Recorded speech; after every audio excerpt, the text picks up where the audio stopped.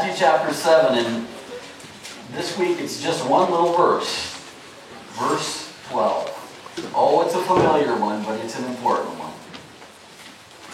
Matthew chapter 7 and verse 12.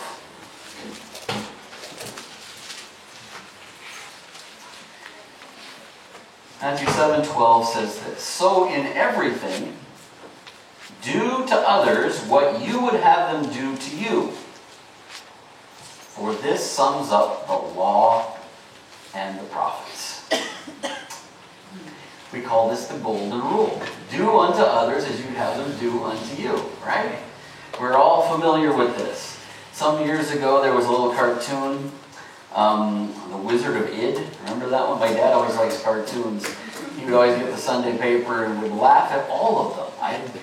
I'd find one or two funny, but he managed to find all of them funny. Well, one time there was a Wizard of Id. It says, the king is up there, he says, "Remember the golden rule." And somebody yells, "What's that?" "Whoever has the gold makes the rules." Now, that is probably says a lot about our society, doesn't it? And that's kind of the way things work in our society. Whoever has the gold is the one who makes the rules.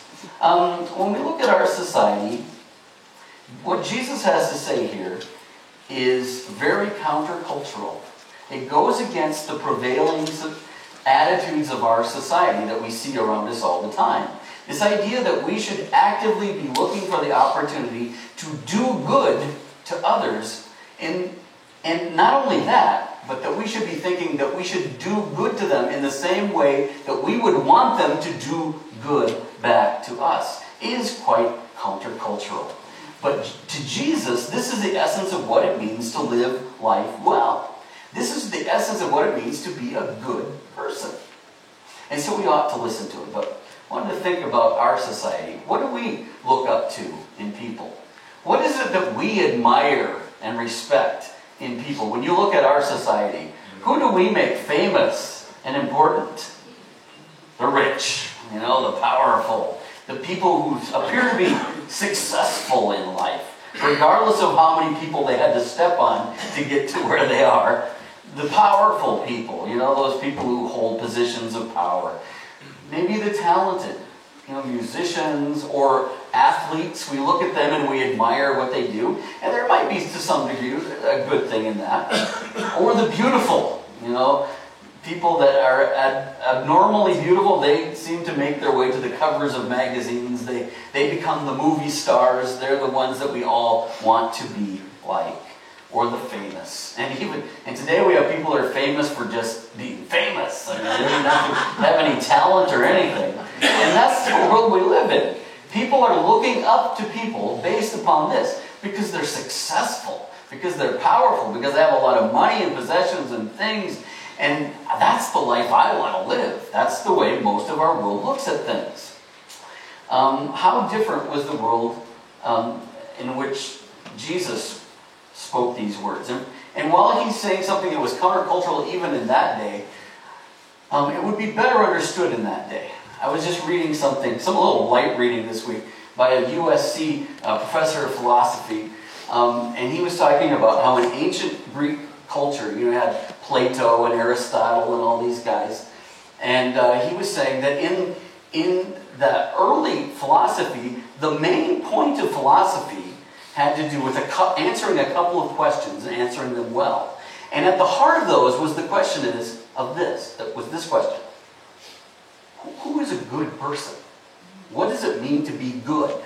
What does it mean to be a good person? And that's, I think, exactly what Jesus is answering in this text. And more broadly, he's answering the four questions of the philosophers in the whole of the Sermon on the Mount. The four questions, he said, that Aristotle and Plato and all these old philosophers would talk about was, what is reality? What's it look like? Plato had this thing about the cave, and people were sitting around a fire, and they saw the shadows. What were the shadows, the reality, or was there some other, there's all these things that were going on in philosophy today. And then the second question is, what's the good life? What does it mean to be well off? What does it mean to be a blessed person? The third question was, what does it mean to be good? In our society, we just think, well, everybody's kind of good, right? Everybody's basically good. You know, some are better than others, but that wasn't the way they looked at it. To be good was the ultimate. That's where philosophy was supposed to take you. Education was supposed to make you a good person. And how does one become good? Of course, that's what this Sermon on the Mount is all about. How do we become somebody who is good or righteous? How do we become someone who puts into practice Jesus' sayings, his teachings? So what does it mean? In our society, everyone's pretty much good. The philosophers, however, say moral goodness is the aim of education.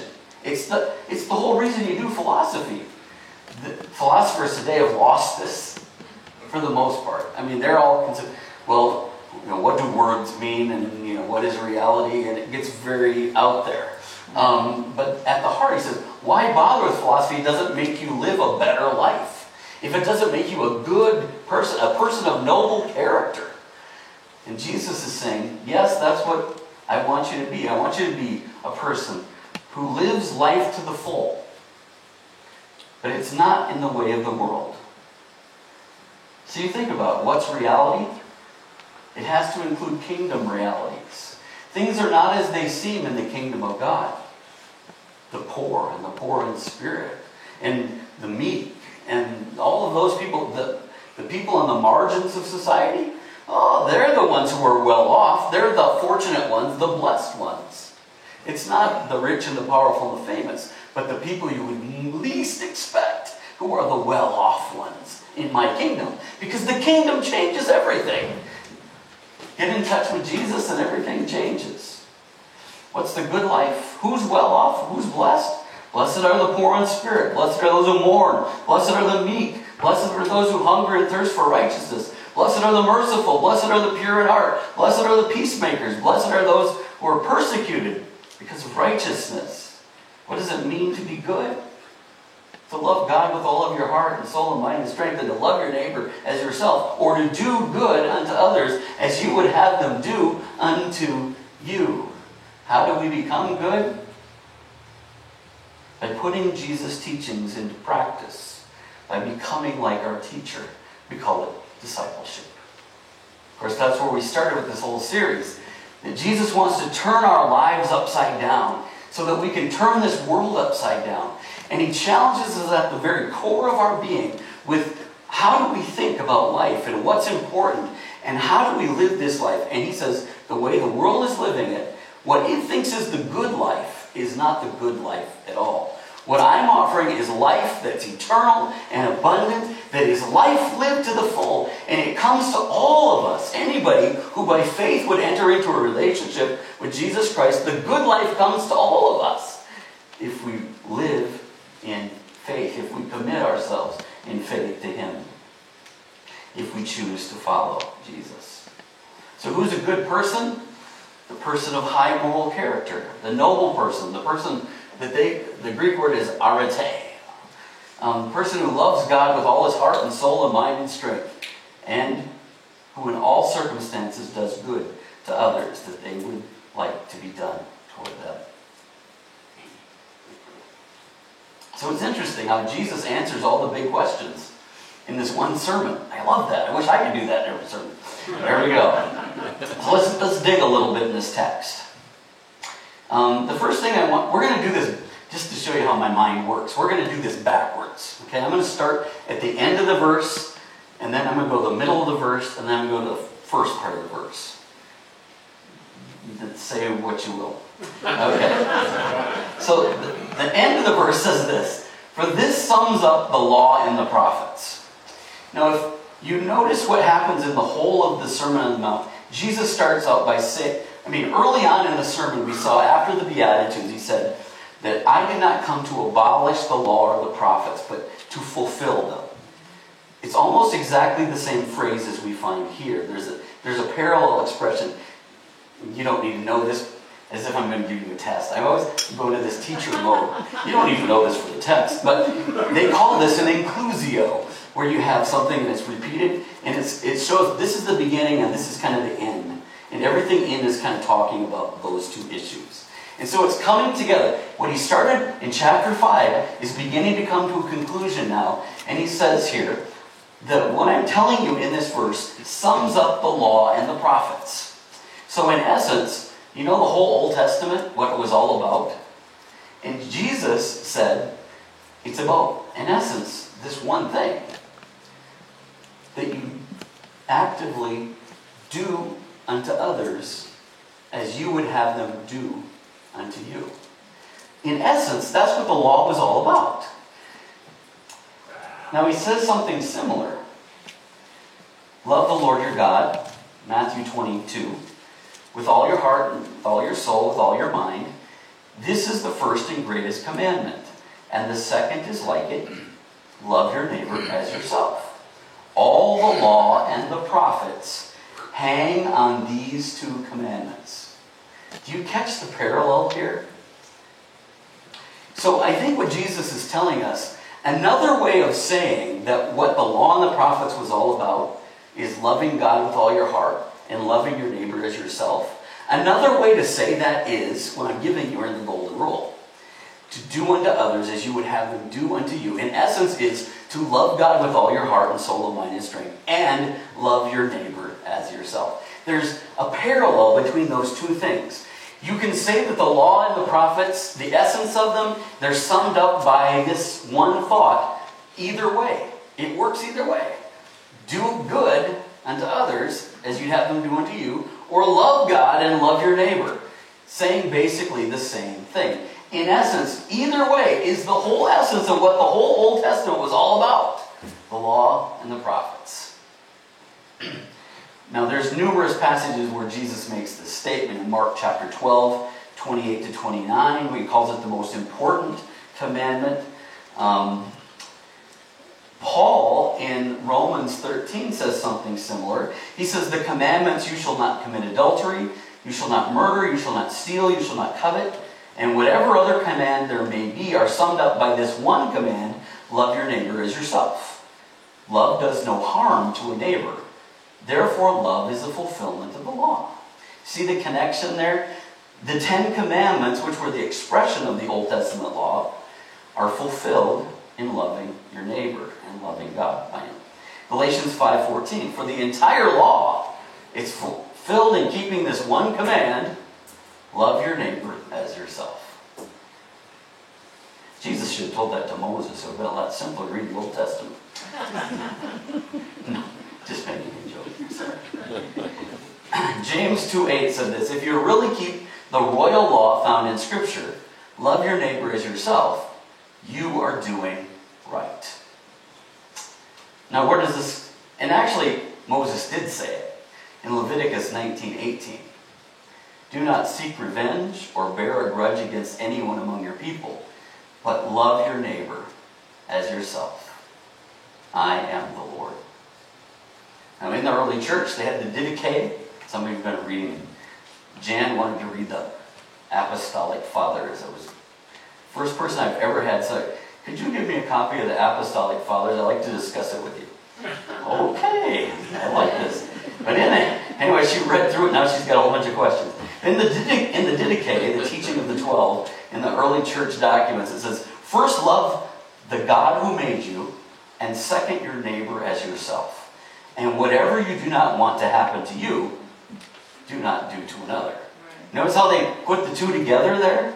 They took the loving God and loving your neighbor and the not doing, or the doing what you want your neighbor to do to you. They do it a backwards way, but it's in essence the golden rule. Okay? So he puts them together there. Because they're so closely connected. To do one is to do the other. This is how you show your love to people. What's distinctive about this one is that sometimes we think love is about a feeling. And it's good for me to love my neighbor so I can have good feelings about you. Oh, I so love you. But in reality, love is more than a feeling. It is also a motivation and intent to do something. It's something that motivates us. And it is expressed in actions. If you really love someone, you do something about it. It's not enough just to feel it. Not just enough to say it. You have to do it. Now, the golden rule makes it very clear. It's about actions. Do something. Do something. So how do you show your love? Do it. Okay. So what I want you to get here is the connection between what Jesus is saying elsewhere, that to love God and to love your neighbor, in essence, is the foundation for what he's saying here in the Golden Rule. If you really love God and if you really love your neighbor, you're going to do good things to your neighbor, the same kind of things you want your neighbor to do back to you. So, that's the end of the verse. Now let's go to the middle of the verse. Do unto others as you would have them do unto you. The essence of the Golden Rule here. Okay, so a couple of things about this. Doing unto others as you would have them do unto you. This requires from us an unusual self-awareness. You have to begin by thinking, what do I want people to do to me? Okay? You have to think about that. What do I want people to do to me? Do I want them to judge me and condemn me? Do I want them to say bad things? Do I want them to gossip about me? Do I want them to hit me or whatever? Obviously, there's a whole list of things we don't want people to do to us. And there's a whole list of other things we'd love for people to do to us. So on the one hand, this requires us to be very self-aware about what I would like to have done to me, so that I know what to do to someone else. The question here would be, what would I like to do, or what would I like to have done for me or to me if I were in the same situation? So let's get practical. I'm in a hospital bed. What would I like someone to do for me? Well, it depends on who that person is, of course. If it's the doctor, I have some pretty high expectations. If it's the nurse, but if it's just somebody from the church who I kind of casually know, well, it'd be nice if somebody would send me a card. Or it'd be nice if somebody gave me, came to visit me, or, made a phone call or something. You start to think, if I were in that situation, what would I want done? And that helps us to put into perspective the kind of things that others might appreciate. Now, you kind of have to take into consideration their personality, too. Maybe Maynard wants something different than what I would want, so you have to keep those things into consideration. But you'd start with thinking, what would I want in this situation? Or say that you are a guest who visits church for the first time. Ask the question, what would I want done if I were the guest?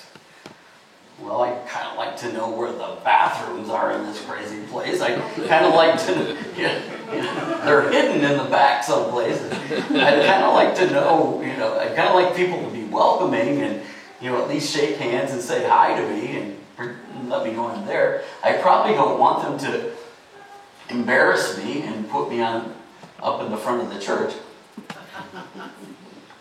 There's all kinds of things, but you have to put yourself into that situation. Or if you were a store clerk, maybe you're working at Big Trees Market.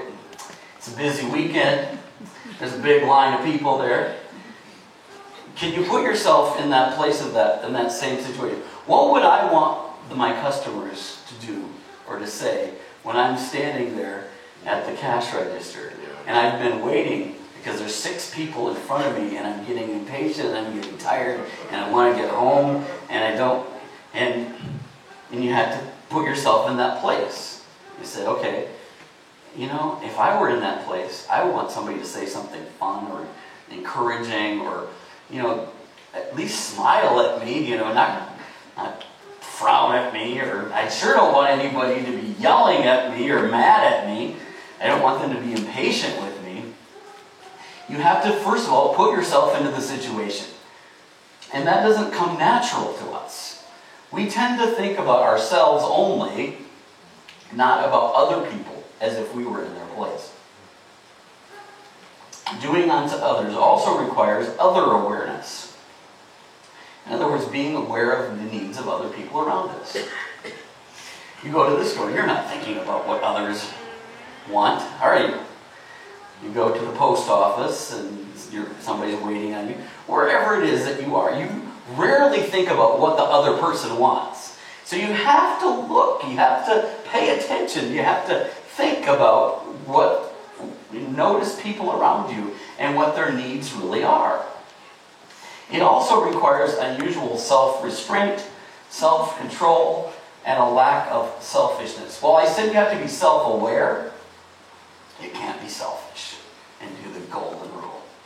You have to put the other person ahead of yourself. It goes completely against selfishness. It is agape love put into practice.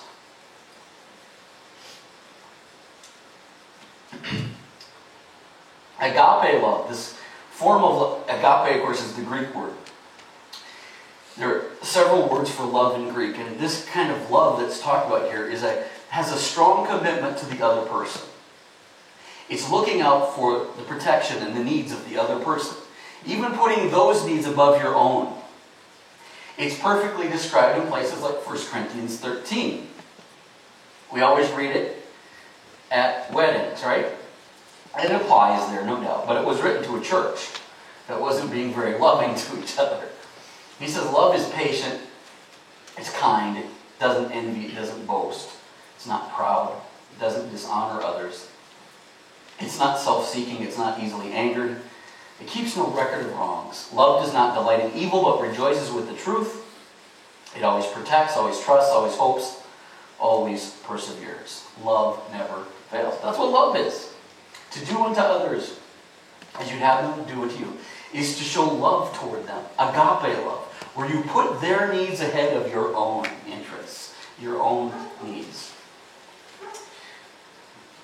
And of course, agape is best demonstrated by the Lord Jesus, who perfectly demonstrates it by sacrificing himself on the cross.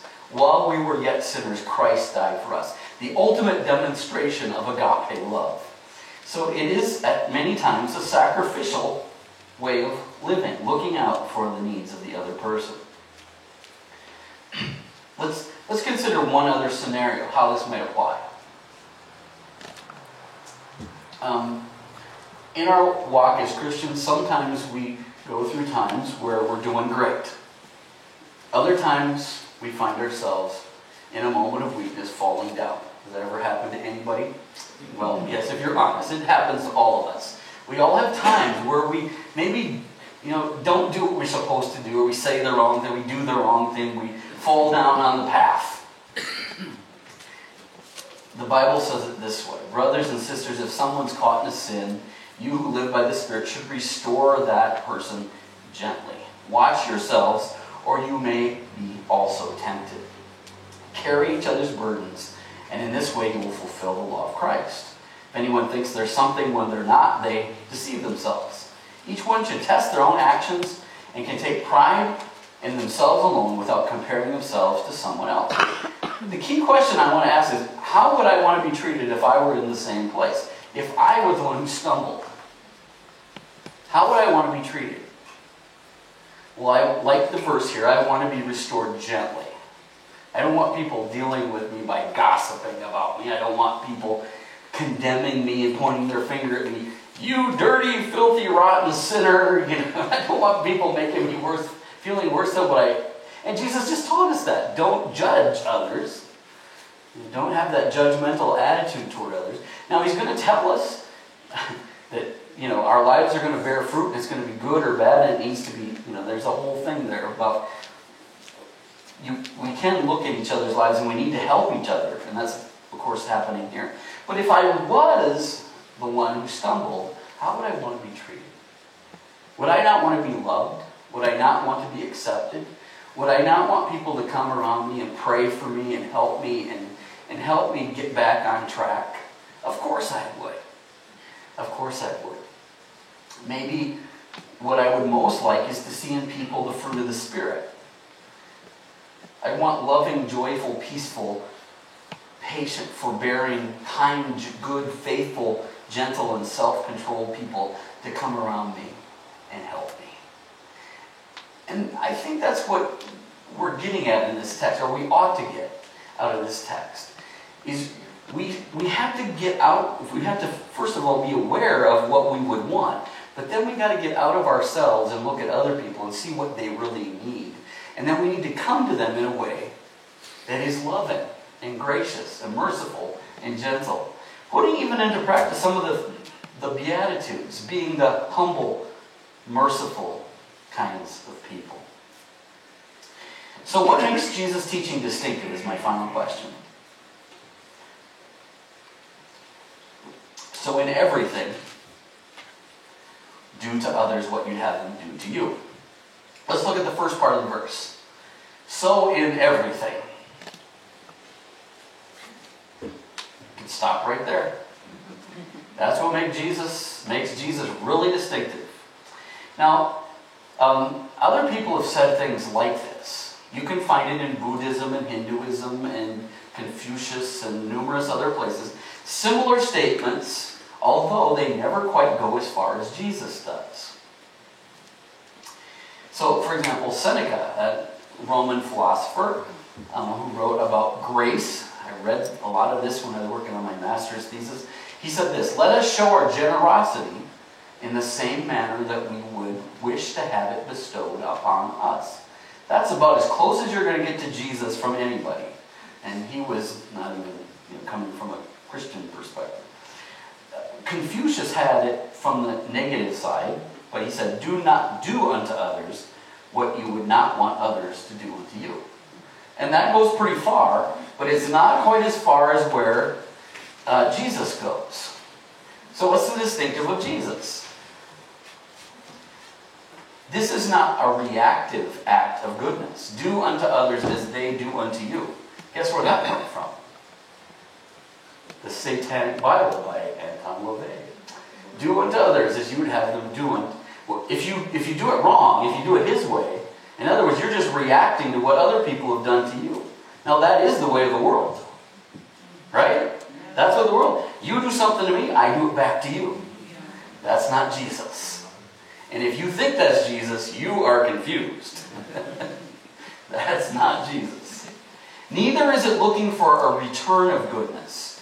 The ancient Egyptians in 1800 BC wrote this: "Do for one who may do for you, that you may cause him thus to do." So in other words, do it so that they do something good back to you. That's not it either. Okay? Jesus' statement has two essential qualities, it seems to me. One is that it's proactive. It's not reactive. You're going to be looking out for opportunities to do good. Always. Keyword, always. We should look to put this principle into practice all the time. We don't need to wait to react. It's supposed to be our disposition toward other people. That this is just what we do. This is who we are. We're going to look for opportunities to do acts of goodness toward other people. The same kinds of, the ways we treat others is the same way we want to be treated. And that's to be our disposition of life. The Greek word there for always means, guess what? Always. And in fact, you put that Greek word for all or always, and along with the other word that's right there, it intensifies its meaning, actually, if you look at the Greek text. So it's definitely always, at all times, in every kind of circumstance. You can't wiggle out from this one. I mean, it's always. This is what we're supposed to be doing. This is the very character of a disciple. Someone who is actively looking for opportunities to do acts of goodness to other people, who are always looking to do unto others what you would have them do to you. Not for return, not to get back at others, but so that you share the love of Christ to others. So it's proactive, and it's in all circumstances, with all people, even our enemies, Jesus says. This is the disposition of our character. Now, I just want to ask a question. If we as believers in Jesus took Jesus seriously on this, if we really took Jesus seriously about being proactive, about doing goodness, doing kind, gentle, loving things for other people, wherever we went, at all times, in all places, always to all people, if we were to take that to its extreme, how would that change this world? You know, it's interesting because there was this little movie a couple of years back. I actually never saw the movie, but except for little bits and pieces of it. It was called Pay It Forward. You ever see that thing? It kind of asks the question, If you saw the movie, you probably know more than I do, but young Trevor McKinney is troubled by his mother's alcoholism, by fears of his abusive but absent father. He's intrigued by this assignment he gets from his teacher to come up with an idea to change the world. And he comes up with this idea that instead of paying people back when they do something good, you pay it forward. So he said, I'm going to find 3 people and do something good for them. And instead of wanting to be paid back, I'm going to ask them to pay it forward to 3 other people. And it keeps going, it keeps going. Instead of looking to be paid back for good acts, you're paying it forward. Now it's on the track where Jesus is going with this thing. I just wanted to play just a little something.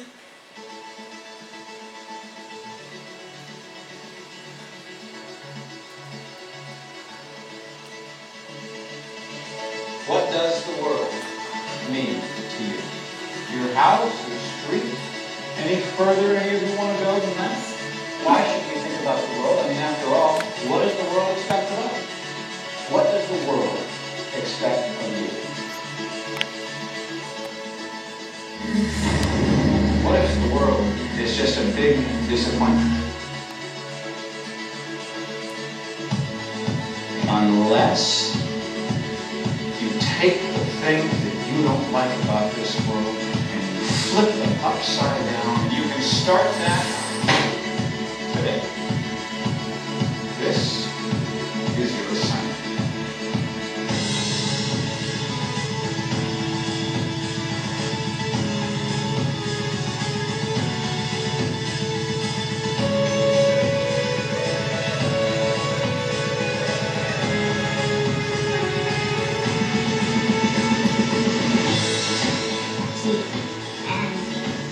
That's 3 people, and I'm going to help them.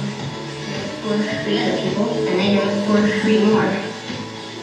But it has to be something really good. Something they can't do by themselves. So I do it for them.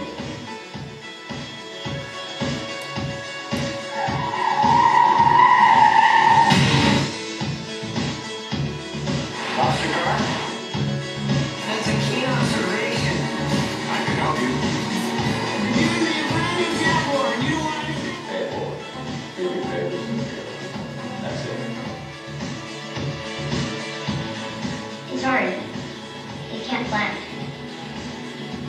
You have to watch people work. Sort of keep an eye on them. To protect them. Because they can't always see what they need. It's like your big chance to fix something that's not like your bike.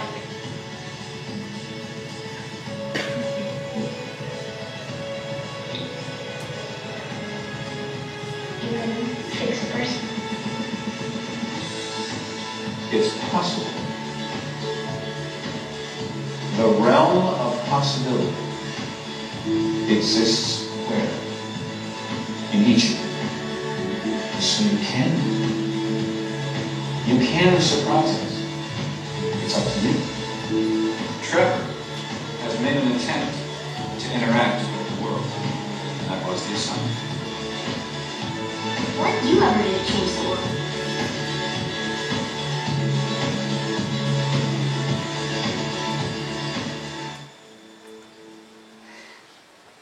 What did you ever do to change the world? What if his followers would take Jesus seriously about this? What if our very character was formed in such a way that we innately look to do acts of goodness to others always? What if Jesus' followers were known for acts of goodness, kindness, and love? What impact might it have on our witness? What impact might it have on churches which are notorious for shooting our wounded? At the heart of what Jesus is saying here is a life-changing, world-transformative principle. If we realize how our actions, our acts of goodness, can impact the lives of other people, oh, how we would be changed. What does it mean to be good? At its core, it means to be a person of character who is looking for opportunities to do good always to all people at all times. That's a challenge. But it's the one that Jesus gives us.